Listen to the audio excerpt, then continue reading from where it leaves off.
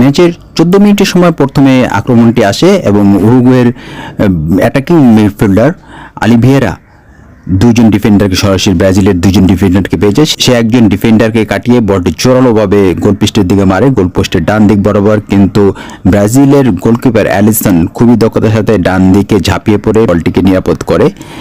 তারপর দেখা যায় ম্যাচের 17 মিনিটের সময় ব্রাজিল এলিনসন এবং ওয়ালডল এই দুইজন একে অপরকে বল পাস দিয়ে সামনের দিকে এগিয়ে যায় একবার মাঝমাঠ বরাবর, রাইট উইং বরাবর সামনের দিকে এগিয়ে যায়। তারা পুনরায় এদের মিলিতাওকে পাসটি দেয়। এদের মিলিতাও ডান দিক বরাবর জোরালো একটি শট মেরেছিলেন। উরুগুয়ের গোলকিপার আলভিয়েরা অত্যন্ত দক্ষতার সাথে ডান দিকে ঝাঁপিয়ে পড়ে এই বলটিকে সেভ করে। তো বলটি ডান পোস্টের একটু বাইরের দিকে তার হাতে লেগে একটু বাইরের দিক দিয়ে বাইরে চলে যায়, কর্নার কিক পায়। কর্নার কিক থেকে অবশ্য আর গোলটি হয়নি। তারপর দেখা যায় ম্যাচের 23 মিনিটের সময় পুনরায় আক্রমণ হয়। ব্রাজিলের মিলিতাও সামনের দিকে এগিয়ে যান, এবারকার লেফট উইং বরাবর। ব্রাজিল কিন্তু আক্রমণ মানে পরিবর্তন করেছে, কখনো রাইট উইং দিয়ে, কখনো লেফট উইং দিয়ে, আবার কখনো মাঝ বরাবর আক্রমণ করেছে। যাক, মিলিতাও লেফট উইং বরাবর যখন সামনের দিকে এসেছিল তাকে একজন ট্যাকেল দেয়। ট্যাকেল দেওয়ার ফলে রেফারি তাদের সাথে সাথে ফাউলের বাঁশি বাজায় এবং ভালভার্দেকে এটি হলুদ কার্ড দেখায়। ব্রাজিলের জো গোমেজ ফ্রিকিক নিতে আসেন। তার ফ্রিকিকটি ডান দিক থেকে খুব জোরালো একটা ফ্রিকিক মেরেছিলেন। বলটা একদম ডান কোণা দিয়ে যাচ্ছিল, কিন্তু খুব অল্পের জন্য গোলটি হয়নি। সে ডান দিকে ঝাঁপিয়ে পড়ে বলটিকে গোলকিপার অলিভেরা নিরাপদ করে।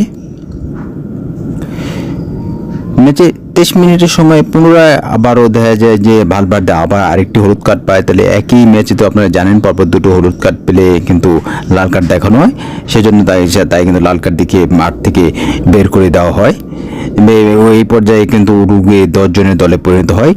আর এই আক্রমণ প্রতি আক্রমণের মধ্যে দিয়ে প্রথমার্ধের খেলা শেষ হয়। প্রথমার্ধে কিন্তু কোনো গোল হয়নি, গোল শূন্য ড্র অবস্থায় দুই দলে মানে খেলা প্রথমার্ধের খেলা শেষ হয়। বিরতির পরে দ্বিতীয়ার্ধের খেলা শুরু হয়। দ্বিতীয়ার্ধে দুই দলে পুনরায় আক্রমণ প্রতি আক্রমণ করে।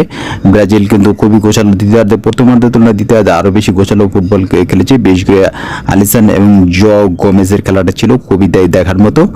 জো গোমেজ এবার কিন্তু মাঝ বরাবর প্রায় 2-3 ফিট কাটিয়ে ডি বক্সের কাছাকাছি একদম যে লাইন, ডি বক্সের যে উপরের দিকে লাইন, এই লাইন থেকে জোরালো একটি শট মেরেছিল ফ্রি কিকের মতো, কিন্তু শটটি বারের একটু উপর দিয়ে চলে যায়।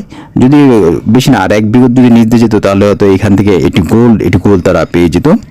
দ্বিতীয়ার্ধের 72 মিনিটের সময় উরুগুয়ের ভালভার্দে একটি উগাতের থেকে একটি পাস পায়।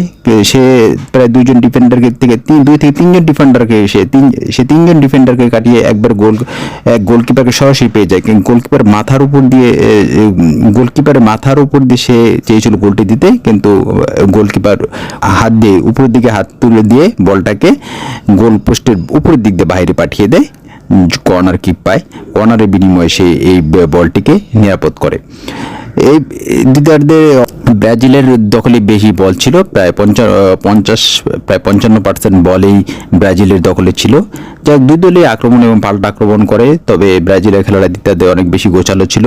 এত আক্রমণ এবং পাল্টা আক্রমণের মধ্যে কিন্তু কোনো গোল হয়নি। দ্বিতীয়ার্ধের খেলাও গোল শূন্য অবস্থায় দ্বিতীয়ার্ধের খেলা শেষ হয়।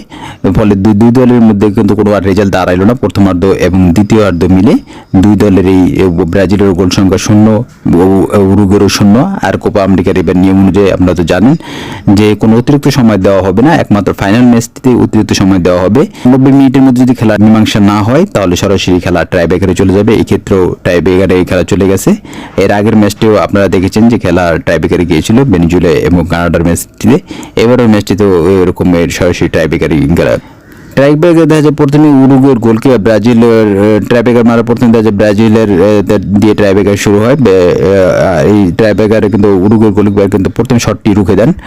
তবে ট্রাইব্রেকারের আগে কিছু কথা আরও বলা দরকার আপনাদের। এই ম্যাচে কিন্তু সর্বোচ্চ শর্টস অন টার্গেটের মধ্যে ছিল ব্রাজিলের কিন্তু 3টা আর উরুগুয়ের 1টা। আর গোলকিপার পোস্ট বরাবর শট করেছিল ব্রাজিল 7টা এবং উরুগুয়ে করেছিল 12টা। ব্রাজিলই কিন্তু শর্টস একটু বেশি করেছে গোল পোস্ট বরাবর, কিন্তু যদি একটাও গোল হয়নি কা। আর পজিশনের দিক দিয়ে প্রায় 60% পজিশনেই বলই কিন্তু ছিল ব্রাজিলের দখলে, আর বিপরীতে 40% বল ছিল উরুগুয়ের দখলে। যাই হোক, প্রথম ট্রাইব্রেকার মারতে সেই প্রথম বলটি কিন্তু ব্রাজিলে মিস হয়। তখনই কিন্তু ব্রাজিল অনেক সমর্থক হয়তো ভেবেছিল যে এবার হয়তো তারা হেরে যাবে, আর বাস্তবে কিন্তু তাই হয়েছে। তারপর উরুগুয়ের পরপর দুইজনে দুইটা গোল করেন, পরে 2-0 অবস্থায় গিয়ে দাঁড়ায়। পরে কিন্তু দ্বিতীয় গোলটি আর মিস করেনি ব্রাজিল, দ্বিতীয় গোলটি করে, সেক্ষেত্রে গোল গিয়ে দাঁড়ায় 2-1। তৃতীয় গোলটি মারার সময় কিন্তু তৃতীয় গোলটি উরুগুয়ের গোলকিপার কিন্তু ফিরিয়ে দেয়। ফলে ব্রাজিলের কিন্তু 3টি শটের মধ্যে, প্রথম 3টি শটের মধ্যে মাত্র 1টি গোল হয়, আর অপরদিকে উরুগুয়ের 2টি গোল হয়। উরুগুয়ের শুধু তৃতীয় বলটি ব্রাজিলের গোলকিপার ফিরিয়ে দিয়েছিল। তারপর ব্রাজিলের চতুর্থ গোলটি হয়, উরুগুয়ের চতুর্থ গোলটিও হয়ে যায়। তারপর পঞ্চম গোলটিও উরুগুয়ে দিয়ে দেয়। পঞ্চম গোলটি যদি সেভ করতে পারতো তাহলে হয়তো বা এক্ষেত্রে যে 4-4 হইতো, সেক্ষেত্রে আরও একটি করে বল দেওয়া হতো।